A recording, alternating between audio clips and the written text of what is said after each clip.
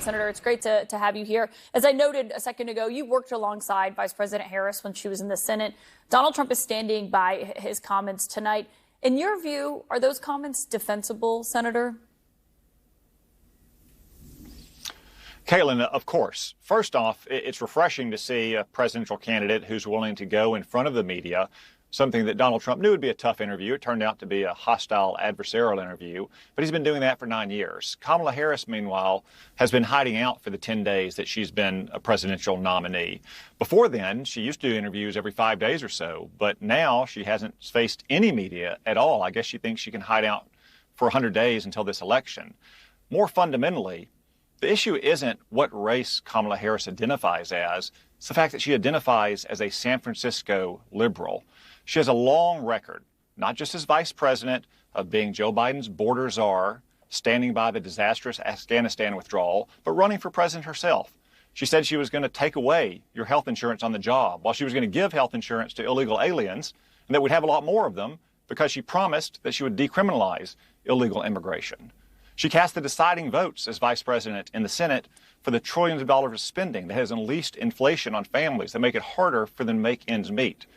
Kamala Harris is a dangerous San Francisco liberal, and that's what really matters to Americans. Yeah, I didn't hear Donald Trump bring up any of her policy positions today or stances when he was on that stage. But your argument is that just because she hasn't done an interview since she became the top of the ticket, that it's okay to question what her race is?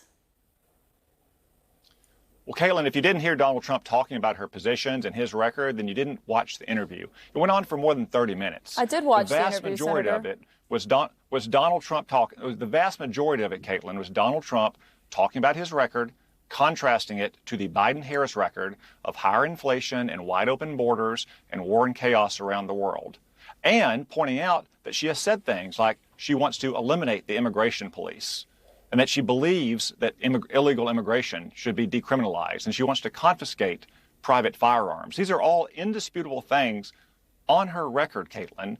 There's videotape of them. Have you shown that videotape in the last 10 days since she became the presidential nominee for the Democratic Party? Senator, we have. When she promises to rip away health insurance? We have talked about her past positions and the reversals of those, and we've delved into all of that because that's actually what voters care about. But when your party's nominee is on stage telling a panel of 3 black women that the first black woman to serve as vice president hasn't always identified as black, how does that help your party win elections? Well, Donald Trump said that what matters is that she identifies as a dangerous San Francisco liberal. It's not what race she identifies as, but what she identifies on race in that comment, what's going to make a difference. Kaitlan, the interview was more than 30 minutes long, which is 30 minutes longer than Kamala Harris has had an interview with anyone since she became the presidential nominee. The vast majority of the interview was talking about Kamala Harris's dangerous record on our wide open border, on higher taxes, on taking away health insurance on the job and giving health insurance to illegal aliens. The vast majority of that interview was contrasting the Biden-Harris record and Harris's record from the first time she ran for president to the Trump-era record. That's a contrast that Donald Trump will win every day of the week. I know you don't like her policies, and you talk about, you call her the San Francisco liberal. I saw you saying that with Jake Tapper the other day, but that was not Donald Trump's main point today when he was asked about your Republican colleagues on the Hill who refer to her as a DEI hire. He was asked if he believes that she's only on the ticket because she's a black woman. And then he said that she doesn't always claim to be black, which is not true. But does anything that she has or hasn't said about her heritage have anything to do with her qualifications to be in the Oval Office? Well, no, Kaitlan, that's not what President Trump said. He said he didn't even know what Rachel Scott meant by a DEI hire, and he had no idea why Joe Biden hired her. What really matters is whether the American people want to hire her, given her record. And I promise you, if you think things have been bad for the last 4 years under Joe Biden, the worst is yet to come if Kamala Harris is the president. I just want to quote his words to you, Senator. He said, "I didn't know she was black until a number of years ago when she happened to turn black, and now she wants to be known as black. So I don't know, is she Indian or is she black?" You can defend those comments tonight? And he also said either is fine, both is fine. He loves African Americans, he loves Indian Americans, he loves all Americans.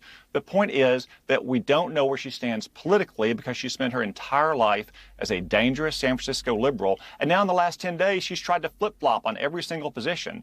Well, I should say she hasn't tried to flip-flop because she's sending out anonymous campaign aides to say that she no longer holds views that she held when she ran for president in her own right. When is she going to come on Kaitlan Collins' show or Jake Tapper's show or go on 60 Minutes or have an unscripted press conference and answer to the American people where she stands on the issues that matter to them, on whether or not they can pay the bills on July 31st at the end of the month, whether or not they're going to be able to pay them next month, whether or not we're going to have another 10 million illegal aliens in our country under a Kamala Harris presidency. We have had that conversation about her policy views, but how does her changing her views on her policy justify having the Republican nominee questioning her race? How does that increase or decrease your party's chances of winning in November? Well, Kaitlan, you haven't had that conversation with Kamala Harris because she's been hiding out. I want to have this conversation with you, Senator. Senator. Just like Joe Biden hid out before her. And my point is, when are you and the rest of the media going to demand that Kamala Harris come out and answer questions in an unscripted format about where she stands for this country, as opposed to continuing to focus on what Donald Trump said today? 4 years ago, Joe Biden said, if you don't vote for him, you ain't black. Could you imagine a more insulting comment? Joe Biden is presuming to judge the political views of 1/8 of our fellow citizens based on their skin color. Did you ever ask Kamala Harris to condemn his remarks? There are Did you ever ask him or ask her if that was racist? This is a question. You're a Republican senator, so I want to ask you about the Republican Did you ask Kaitlan? Did you ask Kamala Harris? Caitlin, did you ask Kamala Harris why she's willing to serve as vice president for a man she essentially called racist and a segregationist? Have you or anyone else in the media asked Kamala Harris those questions, Caitlin? Senator, trust me, I covered the Biden-Harris White House. We obviously have asked for her to come on, but my question is for you about this. Donald Trump's pick for VP once questioned whether he was America's Hitler. But Senator, before you go, I do want to ask you a question on Israel tonight, because before everything happened today in Chicago, a top Hamas leader was killed in the Iranian capital overnight. Israel has not yet claimed responsibility for Ismail Haniyeh's death, but they have vowed to eliminate Hamas, its leaders, after October 7th. And I'm curious, given your position in the Senate, what you believe the impact of this is on the region and if it risks triggering a wider war.